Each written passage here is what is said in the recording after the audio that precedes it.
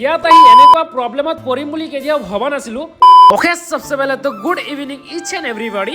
Actually 2-3 দিন হৈ গল এতিয়ালৈকে মিনি ব্লগ দিয়া নাই, ভাবিছো আজি এটা চালিয়াকে মিনি ব্লগ এটা দি দিও। আমি ধুনীয়া প্লেস এখনত যাবলৈ প্ল্যানিং কৰিছিলো, বাট এইফালে ৰাস্তাটো ব্লক কৰা আছে। সেই কাৰণে আমি বাছি লৈছো অপচন নাম্বাৰ 2, জঙ্গলৰ মাজেদি। আমি আহি পাওতে সন্ধিয়াই হৈ গল আৰু ৰাস্তাৰ অৱস্থা হৈ আছে ৰন ঠন গাইস। আৰু আপোনালোকৰ ওচৰত যদি ইনাৰ লাইন পাৰমিট নাথাকে তেনেহলে আপোনালোকে জঙ্গলৰ মাজেদি আহি যাব পাৰে। এণ্ড বহুত দিন পিছত আহিছো ইয়াত। আজি আপোনালোকৰ ইয়াত নাইট ভিউ খিনি দেখাবলৈ চেষ্টা কৰিম।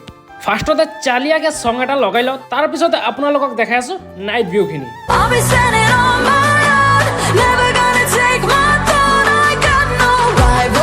সঁচা কথা ক'ব গ'লে ভিউ পইণ্টৰ ওপৰত ভিডিঅ' 3টা কি 4টা দি দিছো। আমি গৈছিলো 6টামান বজাত, উভতি আহিছো 8টামান বজাত।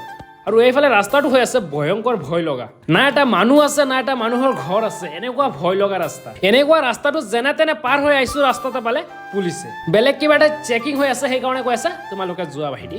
অ'কে, তো thank you so much for watching this video. আজিৰ কাৰণে ইমানে, বাই বাই।